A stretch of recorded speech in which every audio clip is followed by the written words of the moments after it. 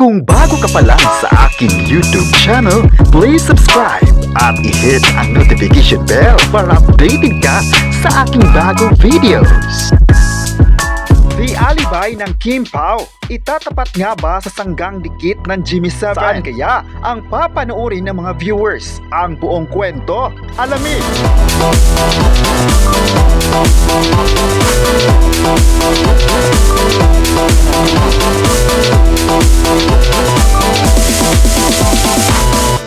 June 24, 2025, pinag-usapan ngayon sa social media ang balitang makakatapat ng The Alibay ang sanggang dikit ng Jimmy 7. Umugong balita nang malaman ng netizens ang media announcement ng Kim Pao noong nakaraang June 18 ng Star Magic.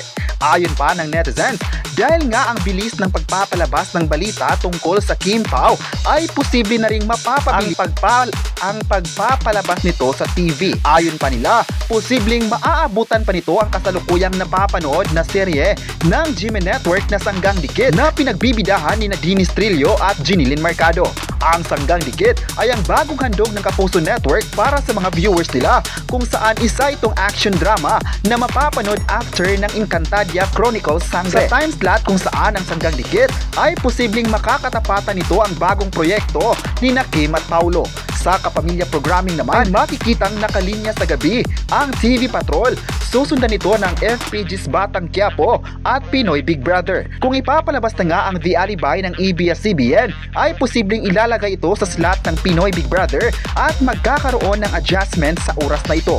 If magkakaroon ng pasabog sa Kim Pao sa ABS-CBN, ay paniguradong marami na naman sa mga fans ng bawat serye ang sasaya. Pero ayon pa ng ilang netizens, kung ilalabas na ng ABS-CBN ang The Alibay sa time slot after Batang Quiapo, ay susundan ito ng sambayanan dahil inaabangan talaga ito ng lahat. Marami sa ngayon ang nagtatanong kung kailan maipapalabas ang The Alibay sa Kapamilya Network. Malalang hindi pa naglabas ng story conference ang The Alibay dahil inaayos pa nila ang buong kwento at casting. Di rin magtatagal ay magugulat na lang ang lahat sa mga aabangang karakter sa nasabing serye. Marami na rin kasi sa mga netizens ang humula kung sino sa mga posibleng artista ang mapapabilang sa serye ng The Alibay. Ilan sa mga hula ng netizens ay sina Albert Martinez at ilang sikat na kapamilya stars ng ABS-CBN. Marami talaga sa ngayon ang nagabang sa sikat na tambalan ng bansa. May netizen naman ang nagsasabing mahihirapan raw na tatapatan ang Sanggang Dikit na palabas ng GMA Network dahil makikita ngayon na mainit ang pagtanggap ng mga viewers sa nasabing teleserye. Maliban sa Batang Quiapo, ay tila nagustuhan din ng netizens ang action serye na Sanggang Dikit kung saan palagi itong trending gabi-gabi. Binasag din ito ang mundo ng social media na ang mga fans ay pinag-usapan ng mga kaganapan sa serye. Masaya ang mga viewers dahil nagbalik sa serye si Jinilyn Mercado matapos ang mahabang panahon. Kaya ganito na lang ang pananabik na masilayan nila ang Kapuso Star. May netizen naman ang nagsasabing pag ilalabas na ng ABS-CBN ng The Alibay ay talagang papatok ito sa sambayanan dahil na rin sa hatak ng kasikatan ng Kim Pao. May netizen naman ang nagsabing hindi ito matatapatan ang The Alibay dahil inaabangan ito at halos lahat ng komento sa social media ay puro positibo. Hindi talaga mapipigilan ang saya ng mga fans nang malaman nila na magkakaroon ng Kim Pao ng bagong serye. Iba ang pagmamahal ng tao sa The Alibay at marami din na nagmamahal sa Sanggang Dikit ng Kapuso Network. Pareho naman talagang magagaling ang serye na aabangan ng mga viewers sa taong ito. May netizen naman na nagsabing grateful sila sa ABS-CBN dahil pinadali ang serye ng Kim Pao. Dagdag pa niya, sana by July or August, ipapalabas na sa ABS-CBN Network. Ang nagsasabing imposibleng maipalabas ng maaga ang The Alibay dahil di madali ang pagbubuo ng kwento. Hindi pa nga raw nagkaroon ng casting reveal. Ang proseso raw ng isang teleserye ay magsisimula sa casting, script reading, story conference hanggang ipalabas sa TV. Kaya mahirap raw na mapadali ito sa TV screen. May netizen naman na nagsabi hindi naman imposible ito dahil mas pinadali nga ng ABS-CBN ang proyekto ng The Alibi dahil request din ito ng mga fans. Sa sitwasyon ng Kim Pao serye, sunod-sunod na ang pagkakaroon ng update sa project at di magtatagal ay i-a-anunsyo na ang casting nito sa publiko.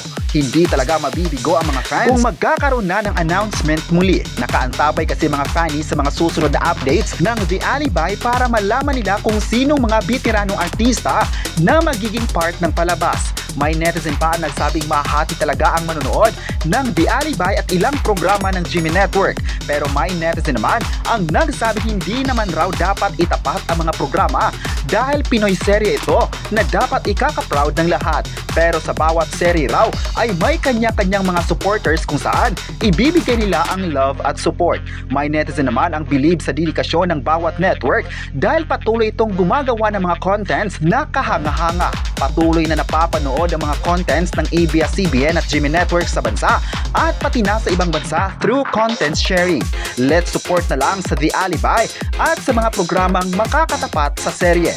Iba ang galing ng ABS-CBN at GMA Network. Sa kabilang banda naman ay opisyal nang ipinakilala sa publiko ang bagong movie na aabangan ng mga fans. Handa na ang mga karakter ng Meet, Greet, Buy na pinagbibidahan ni Joshua Garcia, Bel Mariano, Piolo Pascual, Juan Carlos at ang Diamond Star Maricel Soriano.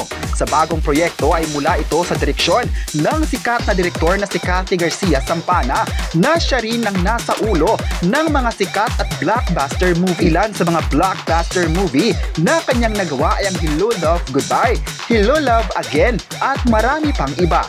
Tumatak talaga ang mga proyektong kanyang ginawa kaya ganoon na lang ang excitement ng mga fans sa bagong movie niya. Excited din ang mga cast ng Meet, Greet, Buy dahil ilan sa mga actors ay first time mapapasama sa family drama kabilang na si Bel Mariano. Sa araw ng announcement ay makikitang masaya ang mga actors at pati na ang direktor nito. Ayon pa sa pahayag ng direktor na si Cathy Garcia Sampana, excited siya sa movie dahil gusto niyang ipakita sa pamilya niya ang proyektong nakasalamin din sa kultura ng Pinoy. Dito daw kasi ay mapapanood ng mga viewers ang kultura at kung paano pinalaki ng magulang ang kanilang mga anak. Excited din si Piolo Pascual after ng mga successful serye na nagawa niya sa ABS-CBN. Ayon pa sa pahayag ni Piolo, noong binasa daw niya ang script ay agad niyang nagustuhan ito. Maganda raw dahil nakasentro ito sa buhay ng mga Pilipino.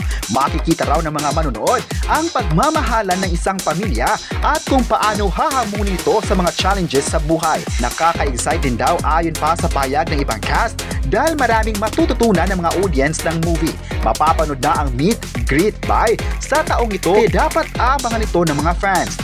Marami din ang bumilib kay Cathy Garcia Sampana dahil napili niyang kunin ng mga actors na paniguradong mamahalin din ng madla. Puro magagaling din naman ang mga napiling cast sa nasabing movie. Abang-abang na lang mga kapresko. Kayo, ano ang masabi nyo na ready na ang The Alibi sa mga fans? I-comment na kung excited na ba kayong mapapanood ang The Alibi sa ABS-CBN at huwag kalimutang i-subscribe ang ating YouTube channel.